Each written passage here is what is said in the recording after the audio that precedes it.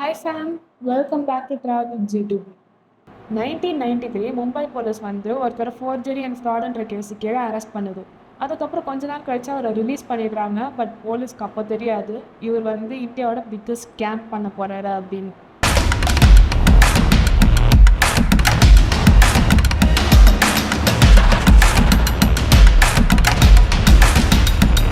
நான் வந்து இப்போது அப்துல் கரீம் தெல்கியை பற்றி தான் பேசிகிட்டு இருக்கேன். இவர் வந்து எப்படி ஒரு நார்மல் மிடில் கிளாஸ் பர்சனாக இருந்து இந்தியா லெவலில் ஒரு ஸ்கேம் பண்ணார். அதுக்கப்புறம் வந்து இந்த ஸ்கேமில் வந்து பெரிய பெரிய பொலிட்டீஷியன்ஸ் போலீஸ் ஆஃபீஸர்ஸ்லாம் இன்வால்வ் ஆயிருக்காங்கன்னு சொல்கிறாங்க. அதுக்கப்புறம் இவர் வந்து ஒரு நைட் 89 lakhs செலவு பண்ணியிருக்காரு ஒரு பார் டான்ஸர் மேலே. எப்படி ஒரு சாதாரண மிடில் கிளாஸ் ஆளுக்கு 89 lakhs ஒரு நைட்டில் செலவு பண்ண முடியுது? அதுக்கப்புறம் ஒரு கான்ட்ரவர்சியும் இருக்குது. இந்த மாதிரி ஒரு ஜெயிலில் இருந்தப்போ வந்து இவருக்கு வந்து ஹெச்ஐவி பாசிட்டிவ் டெஸ்ட் பண்ணியிருக்காங்க. அதாவது இவருக்கு எய்ட்ஸ் இருக்குன்னு கண்டுபிடிச்சிருக்காங்க. இதெல்லாம் வந்து எப்படி நடந்தது அப்படின்னு நம்ம பார்க்கலாம். இதெல்லாம் வந்து 2 புக்லேயும் சொல்லியிருக்காங்க. அது என்னன்னா த கவுண்டர் ஃபைட்டர் அப்படின்ற புக். இது வந்து பாஸ்வார் முகர்ஜி அப்படின்றவர் எழுதியிருக்காரு. 2002 பப்ளிஷ் பண்ணாங்க. இன்னொன்று வந்து டெல்கி ஸ்கேம் ரிப்போர்ட்டர்ஸ் டைரி. இது வந்து சஞ்சய் சிங்ன்றவர் எழுதியிருக்காரு. இது வந்து 2004 பப்ளிஷ் ஆயிருக்கு. இது மட்டும் இல்லாமல் ஸ்கேம் 2003 அப்படின்ற வெப் சீரிஸும் வந்து சோனி ரிலீஸ் பண்ணியிருக்கு. சரி, இதில் எல்லாத்துலேயும் இந்த ஸ்கேம் பற்றி என்ன சொல்லியிருக்காங்க அப்படின்றத நம்ம அந்த வீடியோவில் டீட்டெயிலாக பார்க்கலாம். அப்துல் கரீம் தெல்கி இவர் வந்து 26 ஜூலை 1961 கர்நாடகாவில் பெல்காம் டிஸ்ட்ரிக்டில் இருக்க கானாப்பூர் அப்படின்ற கிராமத்தில் பிறக்கிறாரு. தெல்கி 7-8 வயசாக இருக்கும் போதே வந்து அவங்க அப்பா இறந்துடுறாரு. இதனால வந்து அவங்க குடும்பம் வந்து ரொம்ப கஷ்டப்படுது. அதாவது ஃபினான்ஷியலாக கஷ்டப்படுறாங்க. ஸோ தெல்கி வந்து என்ன பண்ணுறாரு, அவங்க கானாப்பூர் ரயில்வே ஸ்டேஷனில் வந்து இந்த மாதிரி பீனட்ஸ் ஃப்ரூட்ஸ் அதெல்லாம் விற்று இந்த மாதிரி தான் அவங்க லைஃப் டெய்லியும் போகுது. என்ன கஷ்டம் இருந்தாலும் வந்து தெல்கி வந்து அவரோட படிப்பை வந்து நிறுத்தவே இல்லை.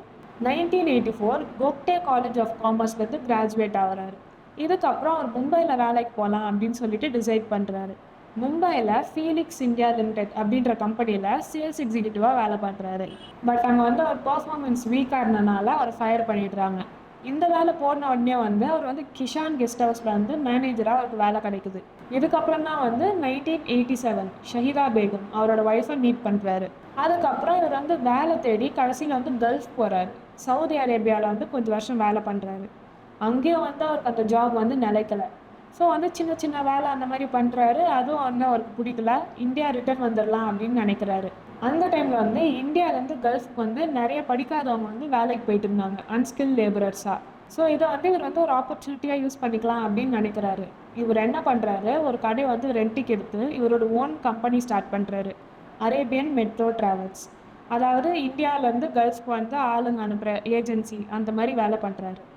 இவரோட பிஸ்னஸ் நல்லா தான் போயிட்டு இருந்தது. இவர் என்ன பண்ணுறாரு, இவரோட கிளைண்ட்ஸை வந்து இன்க்ரீஸ் பண்ணுறதுக்காக எலிஜிபிளே இல்லாத பர்சனை வந்து எலிஜிபிள் அப்படின்னு காட்டுறாரு. எப்படின்னா ஃபேக் விசா ரெடி பண்ணிக்கிறாரு. இந்த ஃப்ராட் வந்து அவர் பெரிய பிரச்சனையில் எடுத்துகிட்டு போய் விடுது. இவர் பண்ணுற ஃபேக் டாக்குமெண்ட்ஸ்னால ஒன்று இமிக்ரேஷன் கிளியரன்ஸில் ஒன்று டிலே ஆகுது, இல்லைன்னா ரிஜெக்டே ஆகுது. இதனால அப்ளிகன்ஸ்லாம் என்ன பண்ணுறாங்கன்னா டென்ஷன் ஆகிட்டு இவங்க வந்து சீட்டிங் கேஸ் கொடுத்துட்றாங்க டெல்கி மேலே. ஸோ டிசம்பர் 1993 வந்து டெல்கியை வந்து அரெஸ்ட் பண்ணி 3 வருஷம் ஜெயிலில் போடுறாங்க. அங்கே தான் வந்து அவரோட பார்ட்னரை மீட் பண்ணுறாரு. அதுதான் வந்து ராம் ரத்தன் சோனி. ராம் ரத்தன் சோனி யாருன்னா, அவர் வந்து ஒரு ஸ்டாக் புரோக்கர். ஷேர் பேப்பரில் ஃபோர்ஜரி பண்ணனால வந்து இவர் ஜெயிலில் போட்டிருக்காங்க. இவர் வந்து டெல்கிக்கு வந்து சொல்கிறாரு, இந்த மாதிரி சின்ன சின்ன கிரைமாக பண்ணாமல் பெருசாக பண்ண அப்படின்னு. இவர் தான் வந்து டெல்கிக்கு ஐடியா கொடுக்கறதா இந்த மாதிரி ஸ்டாம்ப் பேப்பர் ஸ்கேம் பற்றி. ராம்ரத்தன் சோனி வந்து ஸ்டாம்ப் பேப்பர் ஆஃபீஸோட கவனக்குறைபாடு, அதுக்கப்புறம் அதோட லூப் ஹோல்ஸ் அதெல்லாம் வந்து டெல்கிக்கு சொல்கிறாரு.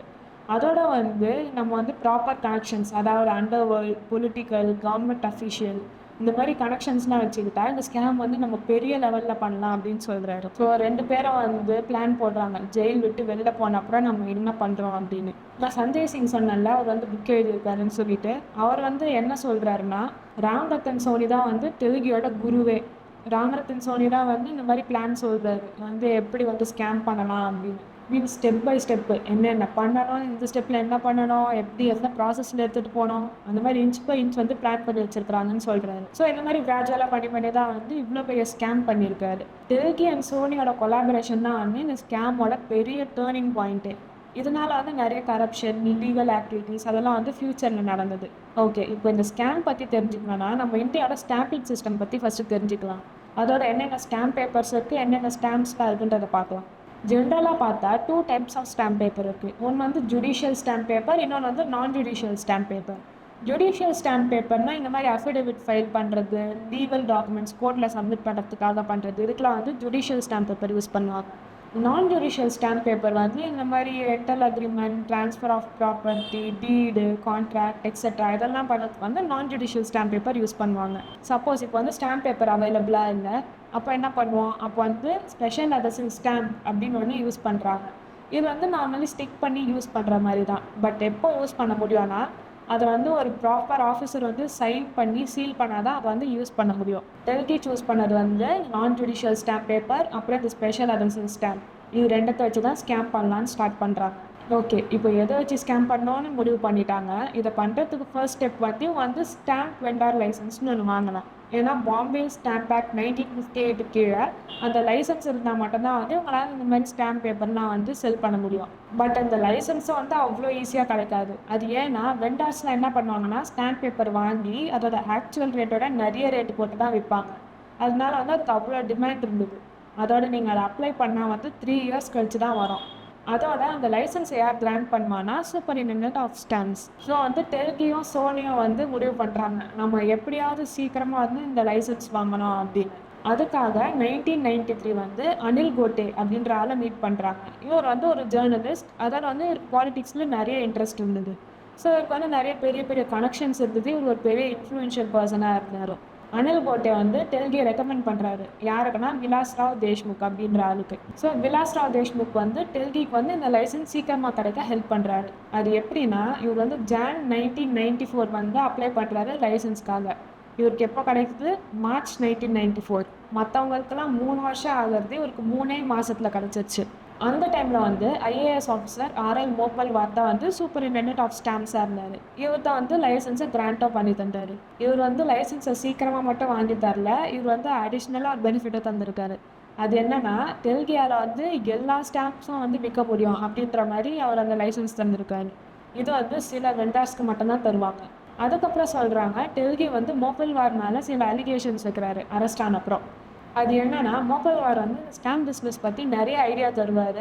அதோட வந்து பெரிய பெரிய கிளைண்ட்ஸோட நேம் லிஸ்ட் தருவார். அதுக்காக வந்து 5 லட்சம் வந்து லஞ்சமாக வாங்கிப்பார் அப்படின்னு சொல்கிறாரு. இந்த மாதிரி வந்து 60 lakhs கிட்ட வாங்கியிருக்காராம். ஸோ இப்படி தான் வந்து அவர் ஸ்டாம்ப் வெண்டார்ஸ் லைசன்ஸ் வாங்கினேன் அப்படின்னு சொல்லியிருக்காரு. சரி, ஓகே, நம்ம இப்போ வந்து திருப்பி ஸ்கேமுக்கு வருவோம். இவர் வந்து நான் ஜுடிஷியல் பேப்பர், அதுக்கப்புறம் ஸ்பெஷல் அதர்சிவ் ஸ்டாம்ப்ஸ் யூஸ் பண்ணுறாருன்னு சொல்லியிருந்தேன். அது எப்படி யூஸ் பண்ணுறாரு அப்படின்னா, இதை வந்து ரீயூஸ் பண்ணுறாரு. அதாவது அதில் இருக்க மார்க்கிங்ஸ், அதில் இருக்க இங்கு அதெல்லாம் வாஷ் பண்ணிவிட்டு அது மறுபடியும் ரீயூஸ் பண்ணுறாரு. ஸோ இதை வந்து ஒரு ப்ரொடக்ஷன் வச்சுப்போமே, இந்த ப்ரொடக்ஷன் டீம் வந்து அவருக்கு ரொம்ப லாயலான பர்சன் மட்டும்தான் வச்சுருந்தாரு. மோஸ்ட்லி வந்து அவரோட வில்லேஜ் கானாப்பூர் அங்கே இருக்க பீப்புள் மட்டும்தான் இவர் வச்சுருந்தாரு.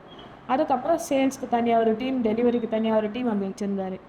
சேல்ஸ்க்கு வந்து எப்படி ஆட் பண்ணிக்கிறாரு அப்படின்னா, நியூஸ் பேப்பரில் ஆட் கொடுத்து அதில் வேலைக்கு வரவங்களாம் பார்த்தோன்னா கிராஜுவேட்ஸ் தான் வேலைக்கு வராங்க.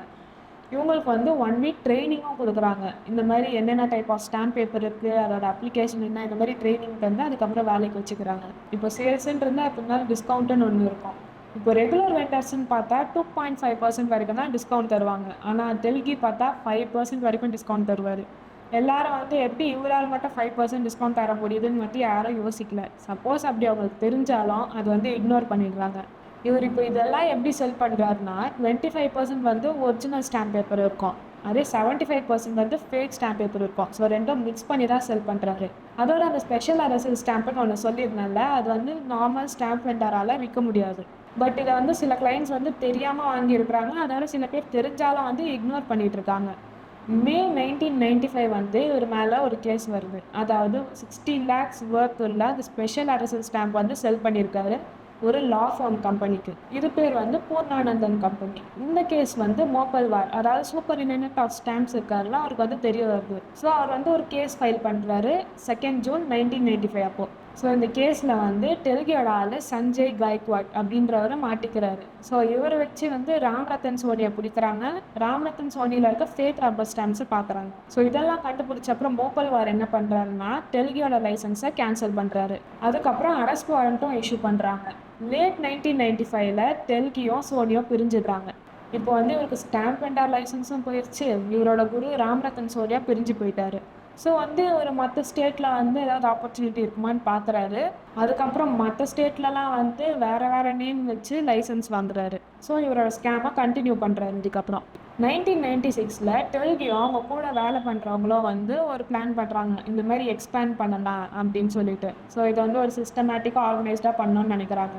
எங்கன்னா கர்நாடகா அண்ட் ஆந்திர பிரதேஷில். இந்த ஃபேக் ஸ்டாம்ப் பேப்பர் அடிக்கிறதுக்கான தேவையான எக்யூப்மெண்ட்ஸ் எல்லாமே பர்ச்சேஸ் பண்ணுறாங்க. பர்ச்சேஸ் பண்ணிவிட்டு இவங்க வந்து இப்போ ஸ்டாம்ப் பேப்பர் பிரிண்ட் பண்ண ஸ்டார்ட் பண்ணிட்டாங்க. ஸோ இங்கேருந்து ஒரு ஸ்டாம்ப் பேப்பர் பிரிண்ட் பண்ணி மற்ற ஸ்டேட்ஸ்க்குலாம் அனுப்புவார். இன்னொன்று என்னென்னா, ஒரு டீம் வந்து ஹோட்டலில் ரூம் எடுத்து இந்த மாதிரி ஃபேக் ஸ்டாம்ப் பேப்பரில் வந்து அந்த ரப்பர் ஸ்டாம்ப் அடிக்கிறது அதெல்லாம் வந்து பண்ணி அங்கேருந்து டெலிவர் பண்ணுற மாதிரி பண்ணுறாங்க. இவர் வந்து ஃபஸ்ட்டு என்ன பண்ணுறாருன்னா ரீயூஸ் பண்ணுறாரு. அதாவது நான் ஜுடிஷியல் ஸ்டாம்ப் பேப்பராக ஸ்பெஷல் அரெஸ்ட் ஸ்டாம்ப் இது ரெண்டுத்தையும் ரீயூஸ் பண்ணுறாரு. ரீயூஸ் பண்ணும்போது அதில் டேமேஜ் ஆகிறதுக்கு நிறைய ரிஸ்க் இருக்குது. இப்போது வந்து பிரிண்ட் பண்ணுறாரு. பிரிண்ட் பண்ணால் எப்படி இருந்தாலும் ஃபேக்குன்னு கண்டுபிடிச்சிருவாங்க. ஸோ அந்த ஒரு ரிஸ்க் இருக்குது. இது ரெண்டுத்தையும் ஓவர் கம் பண்ணுற மாதிரி ஒன்று பண்ணணும் அப்படின்னு சொல்லிட்டு யோசிக்கிறாரு. அப்போ தான் அவருக்கு நாசிக்கில் இருக்க ஒரு பிரிண்டிங் மிஷின் கண்ணில் படுது. அது சாதாரண பிரிண்டிங் மிஷினில் special printing machine government security ப்ரெஸ்ஸில் இருக்கிறது. அதுக்காக இவர் என்ன பண்ணுறாருனா, ஃபஸ்ட்டு செக்யூரிட்டி கார்டு ஃப்ரெண்டு பிடிச்சி அதுக்கப்புறம் ஒரு படியாக போய் டெபுட்டி ஜென்ரல் மேனேஜர் கங்கா பிரகாஷை ரீச் பண்ணுறாரு. அதுக்கப்புறம் என்ன நடக்குதுன்னா, அந்த கவர்மெண்ட் செக்யூரிட்டி ப்ரெஸ்ஸில் வந்து ஒரு பிரிண்டிங் மிஷின் வந்து பழசாயிடுச்சு அப்படின்னு சொல்லிட்டு அதை வந்து ஆக்ஷன் விடணும்னு பிளான் பண்ணுறாங்க. நார்மலி அந்த மாதிரி பிரிண்டிங் மிஷின் என்ன பண்ணுவாங்கன்னா, ஃபுல்லாக ஸ்பேர் பார்ட்ஸ்லாம் தனித்தனியாக எடுத்து அதாவது டிஸ்மேண்டில் பண்ணி அதுக்கப்புறம் தான் அந்த பார்ட்ஸை ஆக்ஷன் பண்ணுவாங்க. பட் இங்கே என்ன நடக்குதுன்னா, கங்கா பிரகாஷோட ஹெல்ப்பால் வந்து அந்த பிரிண்டிங் மிஷினை வந்து டிஸ்மேண்டில் பண்ணாமல் வந்து ஆக்ஷன் பண்ணியிருக்காங்க. அந்த ஆக்ஷன் பண்ணதில் வின் பண்ண கம்பெனி பேர் வந்து யூனிக் என்டர்பிரைசஸ். அது யாரோட கம்பெனின்னு உங்களுக்கே தெரிஞ்சிருக்கும். அது வந்து டெல்கியோட கம்பெனி தான். இதை வந்து அவரோட ஆள் ஜெய் கிஷான் சிங் தான் வந்து வச்சு ரன் பண்ணுறாரு. அதுக்கப்புறம் இருக்க கவர்மெண்ட் ப்ரெஸ்லேருந்து அந்த ப்ரொடக்ஷன் பிளானும் கிடைக்குது. அதாவது எப்படி இந்த ஸ்டாம்ப் பேப்பர்லாம் பிரிண்ட் பண்ணணுன்ற மாதிரி. சஞ்சய் சிங் வந்து சொல்லியிருக்காரு, இந்த மாதிரி வந்து ஒரிஜினல் ஸ்டாம்ப் பேப்பருக்கும் டெல்கி அடிக்கிற ஸ்டாம்ப் பேப்பருக்கும் வந்து டிஃப்ரென்ஸே சொல்ல முடியாது அப்படின்னு. இப்போ வந்து நெக்ஸ்ட் லெவல் ஆஃப் ஸ்கேமுக்கு போயிட்டாரு. இவர் வந்து 2 டைப் ஆஃப் பிஸ்னஸ் மாடல் வச்சுருந்தாரு. அது என்னென்னா, டிஃப்ரெண்ட் ஸ்டேட்ஸில் இவரோட ஆளை வச்சு ஸ்டாம்ப் வெண்டார் லைசன்ஸ் வாங்குறாரு. அந்த ஆளுங்களே வந்து பெரிய பெரிய கிளைண்ட்ஸ்க்கு வந்து செல் பண்ணுறாங்க ஸ்டாம்ப் பேப்பரை. பட் இந்த க்ரோத் பார்த்தா லிமிட்டடாக தான் இருக்கும். ஏன்னா கிளைண்ட்ஸ் வந்தாலும் உங்களுக்கு இங்கே பிஸ்னஸ் நடக்கும். ஸோ இன்னொரு மாடல் என்னென்னா, நிறைய ஸ்டாம்ப் வெண்டர்ஸ் இருப்பாங்கல்ல டிஃப்ரெண்ட் ஸ்டேட்ஸில், அவங்க கூட வந்து டைப் பண்ணுறாரு. நார்மலி வந்து கவர்மெண்ட் வந்து 2 to 3% வந்து கமிஷன் தரும். பட் டெல்கி என்ன பண்ணுறாரு, இதோட அதிகமாக தராரு. அதனால் இந்த வெண்டார்ஸ் எல்லாம் டெல்கி கிட்டேருந்து ஸ்டாம்ப் பேப்பர் வாங்கி விற்று தராங்க. இதனால் இவருக்கு வந்து க்ரோத் வந்து அன்லிமிட்டடாக இருந்தது. 1998 2001 வரைக்கும் இதோட கோல்டன் பீரியட் அப்படின்னு சொல்கிறாங்க. இவர் மேலே ஸ்டாம்ப் பேப்பர் ஸ்கேம் மட்டும் இல்லை, ஒரு மர்டர் கேஸும் இருக்குது அப்படின்னு சொல்கிறாங்க. அதாவது கிறிஸ்டோஃபர் பாட்டி அப்படின்றவரை 2001 மர்டர் பண்ணியிருக்காருன்னு சொல்கிறாங்க.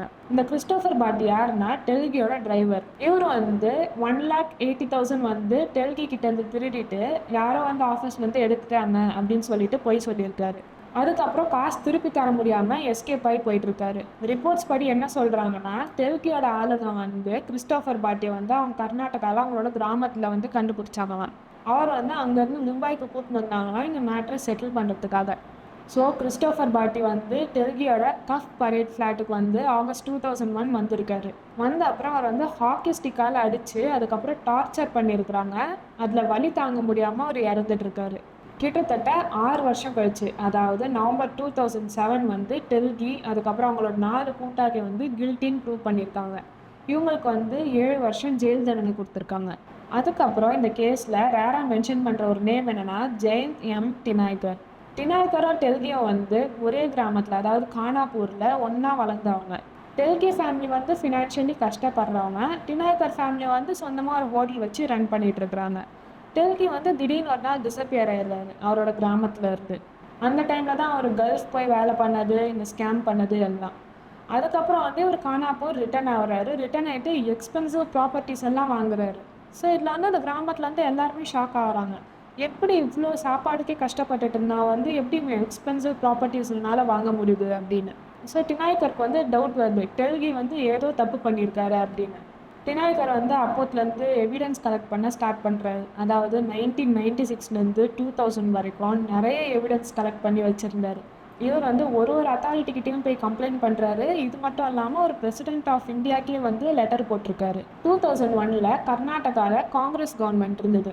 அப்போ சிஎம்ஐ யார் இருந்தாங்கன்னா SM கிருஷ்ணா. அப்போசிஷன் லீடராக வந்து BS எடியூரப்பா இருந்தார். ஸோ டினாய்கர் என்ன பண்ணுறாரு, அப்போசிஷன் லீடர் கிட்ட போயிட்டு எல்லா எவிடன்ஸும் சப்மிட் பண்ணுறாரு. அதுக்கப்புறம் அப்போசிஷன் லீடர் வந்து கவர்மெண்ட் மேலே ப்ரெஷர் போடுறாங்க. ஸோ அதுக்கப்புறம் வந்து போலீஸ் வந்து டெல்கியை தேடுறாங்க. ரிப்போர்ட்ஸ்லையும் வந்து சொல்லியிருக்காங்க, இந்த மாதிரி நவம்பர் 2000 வந்து டினாய்கர் தான் வந்து டிப் தந்திருக்காரு, இந்த மாதிரி டெல்கி வந்து அஜ்மர் போகிறாரு அப்படின்னு. டெல்கி வந்து அஜ்மரில் ஒரு தர்காவுக்கு போகிறாரு. போலீஸ் வந்து அங்கே ஒரு ரிலீஜியஸ் பிளேஸ்ன்றனால அங்கே வச்சு அவங்களால அரெஸ்ட் பண்ண முடியாது. பிகாஸ் அங்கே வச்சு அரெஸ்ட் பண்ணால் அது வந்து ஒரு பெரிய இஷ்யூ ஆகும். அதனால் போலீஸ் என்ன பண்ணுறாங்க, இந்த மாதிரி டெல்கி கிட்ட போயிட்டு கொஞ்சம் பிஸ்னஸ் பற்றி பேசணும் அப்படின்னு சொல்கிறாங்க. டெல்கியை வந்து சரி நமக்கு தெரிஞ்ச போலீஸ் தான் போல அப்படின்னு சொல்லிட்டு தர்கா விட்டு வெளில வந்து ஒரு ஓரமாக பேசுகிறாங்க. ஸோ பேச போகலான்னு அவர் நினைக்கும் போது என்ன பண்ணுறாங்க, போலீஸ் வந்து இவரை அரெஸ்ட் பண்ணிடுறாங்க. இதுக்கப்புறம் கர்நாடகாவில் இருக்க காங்கிரஸ் கவர்மெண்ட் என்ன பண்ணுறாங்கன்னா, ஜான்வரி 2002 ஸ்டாம்ப் இன்வெஸ்டிகேஷன் டீம், அதாவது ஸ்டாம்பிட் அப்படின்னு ஷார்ட்டாக சொல்லுவாங்க, இதை ஃபார்ம் பண்ணுறாங்க. இதோட ஹெட் யாருன்னா ஆர் ஸ்ரீகுமார். இவர் வந்து அடிஷ்னல் டைரக்டர் ஜெனரலாக இருந்தார். இது மட்டும் இல்லாமல் டெல்கி மேலே மும்பையில் அந்த மர்டர் கேஸும் இருந்தது, அதாவது அந்த கிறிஸ்டோஃபர் பாட்டியோட மர்டர் கேஸ். இருக்கிற கேஸெல்லாம் பார்த்தாதான் இவர் இன்னொரு பெரிய கேஸில் மாட்டுறாரு. அது பேர் தான் வந்து பன் கார்டன் கேஸ். இதில் வந்து நிறைய ஸ்டாம்ப் பேப்பர்ஸ், அதுக்கப்புறம் பிரிண்டிங் மிஷினரிஸ்லாம் பிடிக்கிறாங்க. 2002 வந்து ஆர்எஸ் சர்மா வந்து போலீஸ் கமிஷனராக இருந்தார். அவர் கொடுத்த இன்ஃபர்மேஷன் வச்சு தான் 7th ஜூன் 2022 வந்து 200 crore வேல்யூ உள்ள ஸ்டாம்ப் பேப்பர்ஸ் வந்து பிடிச்சாங்க. இதை வந்து பன்கார்டன் போலீஸ் ஸ்டேஷனில் வந்து ஃபைல் பண்ணுறாங்க. இதுக்கப்புறம் வந்து நிறைய பிளேசஸ் வந்து ரைட் பண்ணுறாங்க. பூனே போலீஸ் வந்து 2100 crore வேல்யூ உள்ள ஃபேக் ஸ்டாம்ப் பேப்பர், அதுக்கப்புறம் பிரிண்டிங் மிஷினரிஸ்லாம் சீஸ் பண்ணுறாங்க. நிறைய ரிப்போர்ட்ஸ்லேயும் வந்து மென்ஷன் பண்ணியிருக்காங்க, இந்த மாதிரி டெல்கி வந்து போலீஸ்க்கு வந்து நிறைய லஞ்சம் கொடுத்துருக்காரு, அந்த போலீஸும் வந்து அதை வாங்கியிருக்கிறாங்க. அது மட்டும் இல்லாமல் இது வந்து சார்ஜ் ஷீட்லேயே மென்ஷன் பண்ணியிருக்கிறாங்க, போலீஸ் வந்து பார்ட்னர்ஸாக இருக்கிறாங்க. அதாவது வந்து ஸ்டாம்ப் பேப்பர் வந்து போலீஸே விற்று டெல்கி கூட வந்து அந்த மணி வந்து ஷேர் பண்ணிக்கிறாங்க.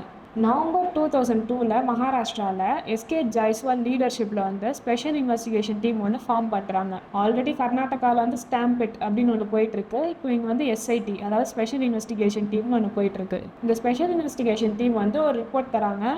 அதில் தான் வந்து இந்த ஸ்கேமில் எவ்வளோ வந்து அவர் கொள்ளடிச்சிருக்காரு அப்படின்னு தெரியுது. அது எவ்வளோனா 30,000 crore. இந்த ஸ்கேமில் வந்து நிறைய பேர் அக்யூஸ் பண்ணியிருக்காங்க, பெரிய பெரிய இம்பார்ட்டன்ட் பர்சன்ஸ், அதாவது பெரிய political leaders, government official, police officer. அது மட்டும் இல்லாமல் இந்த அண்டர் வேர்ல்ட் இவங்களோட சப்போர்ட் இருந்தது, அதோட இவங்களோட இன்வால்மெண்ட்டும் வந்து ஸ்கேமில் இருந்திருக்கு அப்படின்னு சொல்கிறாங்க. கடைசியில் இந்த ரிப்போர்ட்லாம் வந்து மீடியாவுக்கு லீக் ஆகி அதுக்கப்புறம் தான் வந்து டெல்கியோட ஸ்கேமே வந்து இந்த இந்தியாவுக்கு தெரியுது. ஆர்எஸ் சர்மா போலீஸ் கமிஷனர் சொல்லியிருந்தாங்க, இவங்க கொடுத்த இன்ஃபர்மேஷன் வச்சு தான் வந்து ஃபேக் ஸ்டாம்ப் பேப்பரே வந்து பிடிச்சாங்க. பட் இவரே வந்து டெல்கிக்கு சப்போர்ட் பண்ணியிருக்காரு. இவர் மேலே சில அலிகேஷன்ஸ் வச்சுருக்காங்க. அதெல்லாம் என்னென்னா, இவர் வந்து டெல்கி கூட ப்ரைவேட் மீட்டிங்ஸ் வச்சுருக்காரு. அது மட்டும் இல்லாமல் டெல்கி மேலே இருக்க கேஸை வந்து இவர் வந்து தரோவாக இன்வெஸ்டிகேட் பண்ணல. அது மட்டும் இல்லாமல் இன்னொருத்தர் ஏசிபி முலானி அப்படின்னு ஒருத்தர் இருக்கார். இவர் அப்பாயிண்ட் பண்ணதும் யாருன்னு பார்த்தா ஆர்எஸ் சர்மா தான், அந்த பன் கார்டன் கேஸை வந்து லீட் பண்ணுறதுக்காக. பட் ஏசிபி முலானியும் வந்து பிரைப் வாங்கியிருக்கிறாரு அப்படின்னு சொல்லியிருக்காங்க. இதனால் டிசம்பர் 2003 ஆர்எஸ் சர்மா போலீஸ் கமிஷனரையும் ஏசிபி முலானியும் அரெஸ்ட் பண்ணுறாங்க. டெல்கியை வந்து 2001 அரெஸ்ட் பண்ணாங்க. பட் அதுக்கப்புறம் வந்து இன்வெஸ்டிகேஷன் போயிட்டே இருந்தது 2003 வரைக்கும். பட் அது வந்து ஸ்லோ ஆகிட்டே வந்தது. ஜூன் 2003 அண்ணா ஹசாரே ஒரு பொதுநல வழக்கு போடுறாரு மும்பை ஹைகோர்ட்டில். ஆல்ரெடி வந்து கர்நாடகாவில் ஸ்டாம்பிட் ஒன்றுன்னு போயிருக்கு. இப்போ வந்து இந்த பொதுநல வழக்கு அண்ணா ஹசாரே போட்டனால இந்த கேஸில் வந்து ரொம்ப சூடு பிடிக்க ஆரம்பிச்சது. அதோட இந்த ஸ்பெஷல் இன்வெஸ்டிகேஷன் டீம், அதாவது இந்த எஸ்ஐடி கொடுத்த ரிப்போர்ட் படி யாரெல்லாம் அக்யூஸ் பண்ணியிருக்காங்களோ எல்லாரையும் இன்வெஸ்டிகேட் பண்ண ஸ்டார்ட் பண்ணாங்க. இந்த டைமில் வந்து ஒரு கான்ட்ரவர்சி வருது. 2003 டெல்கிக்கு வந்து ஹெச்ஐவி பாசிட்டிவ், அதாவது எய்ட்ஸ் இருக்குது அப்படின்னு சொல்லியிருக்கிறாங்க. 6th August 2003 15 August 2003 வரைக்கும் கர்நாடகா போலீஸ் டெல்கியை ரிமாண்டில் வச்சுருக்காங்க. இது வந்து நார்மலி கொஸ்டினிங் பண்ணுறதுக்காக. நவம்பர் 2003 வந்து ஒரு மெடிக்கல் டெஸ்ட் பண்ணுறாங்க. அப்போ தான் வந்து இவருக்கு ஹெச்ஐவி பாசிட்டிவ் இருக்குன்னு கண்டுபிடிக்கிறாங்க. இதில் என்னென்னா இவருக்கு டயபெட்டிஸ் வேறு இருக்குது, அப்பப்போ இன்சுலின் இன்ஜெக்ஷன் வேறு போடுவாங்க. ஸோ டெல்கியோட லாயர் என்ன சொல்கிறாங்கன்னா, போலீஸ் ரிமாண்டில் இருக்கும் போது தான் வந்து எய்ட்ஸ் வைரஸ் இன்ஜெக்ட் பண்ணியிருக்காங்க அப்படின்னு சொல்கிறாங்க. பட் ஆர் ஸ்ரீகுமார், இவர் யாருன்னா ஹெட் ஆஃப் ஸ்டாம்பிட், என்ன சொல்கிறாருன்னா, மெடிக்கல் ரெக்கார்ட்ஸ் படி டெல்கி அரெஸ்ட் பண்ணுறதுக்கு முன்னாடி அவர் வந்து ஹெச்ஐவி பாசிட்டிவாக தான் இருந்ததாக சொல்கிறாங்க. ஆனால் வந்து டெல்கியோட லாயர் சொல்கிறாங்க, அரெஸ்ட் பண்ண அப்புறம் வந்து நிறைய மெடிக்கல் டெஸ்ட் எடுத்திருக்காங்க, அதனால வந்து ஹெச்ஐவி பாசிட்டிவ் வராங்க. எப்படி கரெக்டாக நவம்பர் 2003 பண்ண மெடிக்கல் டெஸ்ட்டில் மட்டும் வந்து ஹெச்ஐவி பாசிட்டிவாக வந்தது அப்படின்னு கேட்குறாங்க. டெல்கிக்கு வந்து இந்த ஹெச்ஐவி வைரஸ் எப்படி வந்ததுன்னு தெரியல. இந்த கான்ட்ரவர்சி நடக்கும்போது இன்னொரு கான்ட்ரவர்சி வருது டிசம்பர் 2003. அதுதான் வந்து நார்கோ டெஸ்ட். அதில் வந்து அவர் ஒத்துட்டு இருக்காரு, பெரிய பெரிய பொலிட்டீஷியன்ஸ் அதுக்கப்புறம் போலீஸ் ஆஃபீஸர்ஸ்லாம் வந்து காசு தந்துருக்குறேன் அப்படின்னு. சில பேர் வந்து சொல்கிறாரு. அது வந்து என்சிபி சீஃப் ஷரத் பவார், அதுக்கப்புறம் சகன் புஜ்பல் அப்படின்ற பேர்லாம் சொல்கிறாரு. இந்த ஸ்பெஷல் இன்வெஸ்டிகேஷன் டீம் என்ன பண்ணுதுன்னா, சகன் புஜ்பலையும் அவங்களோட ரிலேஷனான சமீர் புஜ்பலையும் வந்து என்கொயர் பண்ணுறாங்க. இது வந்து ஃபெப் 2004 நடக்குது. பட் இவங்களுக்கு அகைன்ஸ்டாக எந்த எவிடன்ஸும் இல்லாதனால இவங்க வந்து ரிலீஸ் பண்ணிடுறாங்க. இதுக்கப்புறம் டெல்கி என்ன சொல்கிறாருன்னா, அந்த நார்கோ டெஸ்ட் ரிசல்ட்ஸில் வந்து எல்லாமே போய், நான் வந்து ஷரத் பவாரும் பார்த்ததில்லை, சகன் புஜ்பலும் பார்த்ததில்லை, நான் யாருக்கும் காசும் கொடுத்ததில்லை அப்படின்னு சொல்கிறாரு. 2003 எண்டு வரைக்கும் வந்து ஸ்டாம்பிட்டோட இன்வெஸ்டிகேஷன் கர்நாடகாலையும் எஸ்ஐடியோட இன்வெஸ்டிகேஷன் மகாராஷ்டிராலையும் நடந்துகிட்டே இருந்தது. இதனால் சுப்ரீம் கோர்ட் என்ன டிசைட் பண்ணுறாங்கன்னா, இந்த கேஸை சிபிஐக்கு ட்ரான்ஸ்ஃபர் பண்ணிடலாம் அப்படின்னு டிசைட் பண்ணுறாங்க. இதுக்கு வந்து 2 மெயின் ரீசன் இருந்தது. ஒன்று என்னென்னா, டெல்கியோட கேஸ் வந்து எல்லா ஸ்டேட்லேயும் நடந்துட்டு இருந்தது. இன்னொன்று வந்து சிபிஐ வந்து டெல்கியோட சில கேஸ் வந்து ஆல்ரெடி ஹேண்டில் பண்ணிட்டு இருந்தாங்க. ஸோ மொத்தத்தையும் வந்து சிபிஐ கிட்டே ட்ரான்ஸ்ஃபர் பண்ணிடலாம் அப்படின்னு சொல்லிட்டு சுப்ரீம் கோர்ட் டிசைட் பண்ணுறாங்க. ஆர் ஸ்ரீகுமார் என்ன சொல்கிறாருன்னா, சிபிஐ இந்த கேஸில் இன்வால்வ் ஆனப்போ இந்த கேஸில் எந்த வித முன்னேற்றமும் இல்லை, ஸ்டாம்பிட் வந்து எந்த லெவலில் விட்டு போச்சோ அதே லெவலில் தான் இருக்குது. அதுவும் வந்து டெல்கி வந்து பெரிய பெரிய ஆளுக்கு வந்து காசு கொடுத்துருக்கேன் அப்படின்னு சொல்கிறாரு. அவங்கள வந்து யாருன்னு கண்டுபிடிக்கல, எந்த ஆக்ஷனும் எடுக்கல அப்படின்னு சொல்லிட்டு சொல்கிறாரு. இந்த ஸ்கேமில் இன்வால்வ் ஆன பெரிய ஆளுங்களாம் யாருன்னா, அனில் கோட்டே. இவர் வந்து மகாராஷ்டிராவில் இருக்க தூலே டிஸ்ட்ரிக்டோட எம்எல்ஏ. இவர் வந்து ஜூலை 2003 அரெஸ்ட் பண்ணாங்க. இன்னொருத்தர் யாருன்னா கிருஷ்ணா யாதவ், ஹைதராபாத்தில் இருக்க எம்எல்ஏ.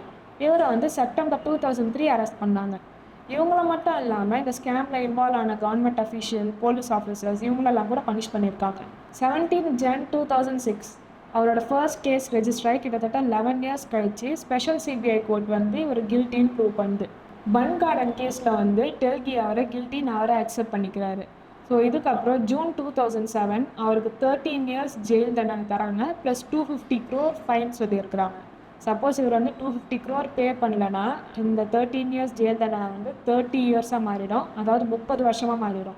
23 அக்டோபர் 2017 டெல்கி வந்து அவரோட 56வது வயசில் வந்து இறந்துடுறாரு. அதாவது அவரோட ஜெயில் தண்டனை முடியறதுக்கு முன்னாடியே அவர் இறந்துடுறாரு. டெல்கி இறந்த அப்புறம் அவங்களோட ஒய்ஃப் கோர்ட்டுக்கு வந்து ஒரு ரெக்வஸ்ட் வைக்கிறாங்க. இந்த மாதிரி போலீஸால் சீஸ் பண்ணப்படாத 100 கோடி மதிப்புள்ள ப்ராப்பர்ட்டி வந்து அவங்ககிட்ட இருக்குது, அதை வந்து நீங்கள் சீஸ் பண்ணி இந்த நாட்டு மக்களோட நல்லதுக்கு வந்து யூஸ் பண்ணுங்க அப்படின்ற மாதிரி சொல்கிறாங்க. அப்புறம் என்ன சொல்கிறாங்கன்னா, இது வந்து அவங்களோட கடமை, ஏன்னா இது அவங்க ஹஸ்பண்டோட லாஸ்ட் விஷ் அப்படின்னு சொல்கிறாங்க. அதுக்கப்புறம் ஒரு காமன் கொஷின் ஒன்று இருக்கும், இந்த ஸ்கேமில் இன்வால்வ் ஆன எல்லாருமே தண்டிக்கப்பட்டாங்களா அப்படின்னா இல்லை. ஓகே, இப்போ வந்து இவ்வளோ பெரிய ஸ்கேம் நடந்துருச்சு. இதுக்கப்புறம் இந்த ஸ்கேம் திருப்பி நடக்காமல் இருக்க கவர்மெண்ட் என்னென்ன சேஞ்சஸ் எடுத்துகிட்டு வந்திருக்குன்னு சொல்லிட்டு பார்க்கலாம். ஸ்பெஷல் லிங்க், அதுக்கப்புறம் அட்வான்ஸ் டெக்னிக் யூஸ் பண்ணுறாங்க. இதுக்கப்புறம் புதுசாக பிரிண்ட் பண்ண போகிற ஸ்டாம்ப் பேப்பர்ஸ்க்கு. அப்புறம் ஸ்டாம்ப் பேப்பரில் அந்தந்த ஸ்டேட்டோட நேம் இருக்கும், அந்த ஸ்டேட்டுக்கு ஒரு யூனிக் சீரியல் நம்பர், அதுக்கப்புறம் ஒரு ஸ்டாம்ப் பேப்பருக்கும் யூனிக் சீரியல் நம்பர் இருக்கும். ஸோ தட் ஈஸியாக ட்ராக் பண்ணலாம்ல, அதுக்காக இப்போ சேஞ்சஸ்லாம் கொண்டு வந்துட்டாங்க. பட் இதுக்கப்புறம் மக்களுக்கு வந்து ஒரு பெரிய பயம் இருக்குது. அது என்னென்னா, இப்போ ஆல்ரெடி வந்து ஃபேக் ஸ்டாம்ப் பேப்பர்ஸ் நிறைய சர்க்குலேஷனில் இருக்குது, இல்லைன்னா ஆல்ரெடி யூஸ் பண்ணிட்டாங்க. இந்த யூஸ் பண்ண ஸ்டாம்ப் பேப்பர்ஸ் வந்து இன்வேலிடேட் பண்ணிருவாங்களா அப்படின்னு சொல்லிட்டு கவர்மெண்ட்டுக்கு ஒரு கொஷின் வைக்கிறாங்க. அந்த டைம் ஃபினான்ஸ் மினிஸ்டராக இருந்த ஜஸ்வந்த் சிங் பார்லிமெண்ட்டில் என்ன சொல்கிறாருன்னா, டோட்டலாக 3300 crore worth உள்ள ஃபேக் ஸ்டாம்ப் பேப்பர் வந்து சீஸ் பண்ணியிருக்காங்க. இதுக்கப்புறமும் சர்க்குலேஷனில் இருக்க ஃபேக் ஸ்டாம்ப் பேப்பரை வந்து இன்வேலிடேட் பண்ண மாட்டோம் அப்படின்ற மாதிரி சொல்கிறாங்க. அதாவது அந்த டைமில் சர்க்குலேட் ஆன ஃபேக் ஸ்டாம்ப் பேப்பர் வந்து இன்வேலிடேட் பண்ண மாட்டோம் அப்படின்னு சொல்கிறாங்க. டெல்கியோட ஸ்கேமுக்கு அப்புறம் ஸ்டாம்ப் பேப்பரில் நிறைய செக்யூரிட்டி ஃபீச்சர்ஸும் எடுத்துகிட்டு வந்துருந்தாங்க. ஃபார் எக்ஸாம்பிள் ஸ்டாம்பிங் சிஸ்டம் எடுத்துகிட்டு வர்றது. இது வந்து நிறைய ஸ்டேட்ஸில் கம்பல்சரி பண்ணியிருக்கிறாங்க, சில ஸ்டேட்ஸில் வந்து இப்போ தான் ஸ்டார்ட் பண்ணுறாங்க. ஓகே ஃபேம், நம்ம வந்து இப்போ இந்த வீடியோட எண்டுக்கு வந்துட்டோம். நீங்கள் இந்த ஸ்கேம் பற்றி என்ன நினைக்கிறீங்க அப்படின்னு சொல்லிட்டு கமெண்ட்ஸில் சொல்லுங்கள். அடுத்த வீடியோ என்ன போடணும் ஏதாவது சஜஷன் இருந்தாலும் கமெண்ட்ஸில் சொல்லுங்கள். இந்த வீடியோ உங்களுக்கு பிடிச்சிருந்தா லைக் பண்ணுங்கள், ஷேர் பண்ணுங்கள், மறக்காமல் சப்ஸ்கிரைப் பண்ணுங்கள். See you in the next video. Until then, bye.